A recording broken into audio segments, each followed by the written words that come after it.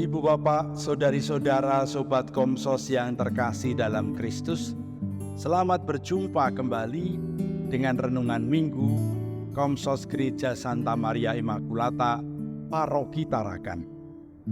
Kita hari ini memasuki Minggu Biasa yang ke-32. Bacaan Injil yang akan kita renungkan diambil dari Injil Markus bab 12 ayat 38 sampai dengan 44. Kutipan ini merupakan rangkaian pengajaran Yesus di Bait Allah. Dan dalam kutipan ini ada dua kisah atau dua pengajaran yang disampaikan oleh Yesus. Yang pertama, Yesus mengingatkan para murid, para pendengarnya supaya hati-hati terhadap ahli-ahli Taurat dan orang-orang yang menjadi tokoh agama, karena mereka seringkali berpenampilan luar yang serono, dalam artian berpenampilan yang hebat, meriah untuk menarik perhatian. Mereka pakai baju-baju keagamaan untuk menunjukkan kesalehan. Mereka pakai baju-baju keagamaan untuk menampilkan bahwa diri mereka layak untuk dihormati dan mendapatkan perlakuan istimewa di tempat-tempat tertentu. Lebih-lebih dalam pesta-pesta mereka akan diletakkan di depan, di tempat terhormat. Sementara Yesus mengkritik mereka bahwa mereka seringkali mencaplok rumah janda-janda sambil menipu dengan doa-doa yang panjang. Mengapa dikatakan mencaplok rumah janda-janda? Janda itu pada zaman Yesus merupakan kelompok perempuan yang secara sosial sulit, karena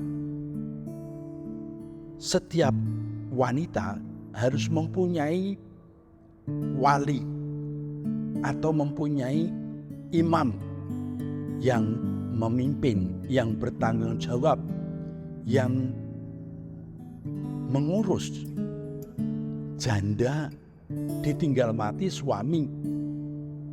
Nah, seringkali mereka ini sengsara. Karena apa? Wali yang bertanggung jawab atas kehidupan mereka justru seringkali mengambil harta yang diwariskan suami dan menelantarkan janda serta anaknya. Apalagi kalau janda ini tidak punya anak laki-laki. Kalau bapaknya mati, anak laki-laki yang harus menjadi wali bagi ibunya. Tapi kalau nggak punya, maka janda ini dapat dipastikan sengsara. Di Bait Allah ada dana. Dana ini dipakai untuk sosial. Dana ini adalah persembahan umat yang pergi ke Bait Allah.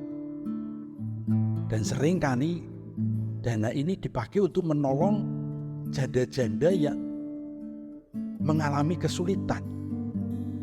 Nah, tidak jarang ahli-ahli Taurat ini memberi pinjaman, memberi uang dari Bait Allah kepada janda-janda ini, tapi justru kemudian mengambil rumahnya,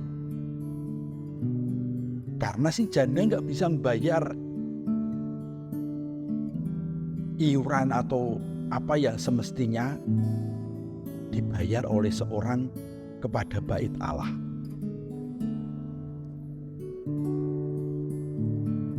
Itulah yang dikritik oleh Yesus. Maka ketika bagian kedua kita mendengar bahwa ada seorang janda yang memberikan persembahan hanya sepeser ke dalam peti persembahan. Yesus mengatakan bahwa janda itu memberi lebih banyak daripada semua yang lain, karena dia memberi 1 duit seluruh hidupnya. Mengapa janda itu memberikan seluruh nafkahnya? Karena dia berkeyakinan bait Allah akan menjamin kehidupan janda ini. Jadi setelah dia memasukkan duit ke dalam kotak persembahan, dia akan pergi ke bagian sosial bait Allah untuk menerima derma, supaya dia bersama keluarganya bisa makan. Tentu yang akan dia terima adalah lebih banyak daripada yang dia persembahkan tadi. Nah, ini sebetulnya merupakan peringatan yang diberikan Yesus kepada para murid. Jangan sampai harapan si janda tadi musnah, hilang. Karena mereka semestinya ditanggung oleh bait Allah. Tapi kalau sampai bait Allah pun tidak memberikannya, itu sebuah malapetaka, itu sebuah dosa. Oleh karena itu, Yesus menekankan si janda ini meskipun hanya memberikan seduit, persembahannya itu jauh lebih banyak daripada persembahan yang lain yang berduit. Kenapa? Karena di dalam mempersembahkan duitnya itu, uangnya itu, si janda ini menyertakan sikap berserah, sikap percaya, sikap beriman bahwa dia melalui institusi baik Allah akan mendapatkan uluran tangan Allah yang jauh lebih besar. Nah, harapan yang ada pada janda ini seringkali dikecewakan oleh para petugas bait Allah. Yesus mengingatkan kepada kita semua, termasuk para murid, bahwa si janda ini bukan hanya sekedar memberi persembahan, tetapi memberi persembahan sebagai ungkapan iman yang sebenar-benarnya.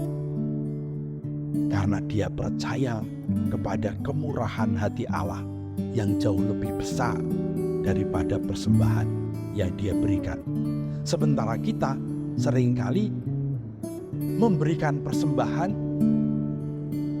sepersekian persen dari anugerah Allah yang begitu besar yang kita terima. Dan kita sudah merasa bangga, aku sudah memberi persembahan. Padahal persembahan kita dibanding dengan apa yang dianugerahkan Allah masih sangat sedikit, belum apa-apa. Oleh karena itu, masih terkait dengan bacaan minggu yang lalu, kita, para murid Yesus, harus mempunyai perhatian kepada sesama kita, lebih-lebih mereka yang miskin seperti janda ini, yang memberikan persembahan kecil tapi dengan keyakinan bahwa Allah akan memberi jauh lebih besar daripada yang dia berikan.